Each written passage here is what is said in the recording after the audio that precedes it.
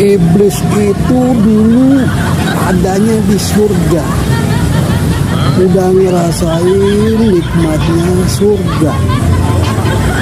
Karena sombong, bertingkah belagu, merasa dirinya lebih, Allah perintahin sujud kepada Nabi Adam, nggak mau karena merasa dirinya lebih mulia.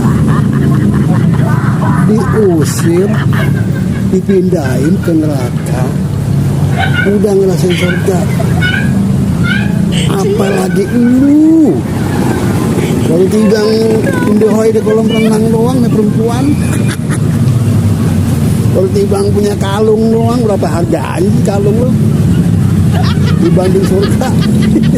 Itu iblis diusir, ya diusir tuh iblis. Dia mau nyombong mulu pada, ya elah.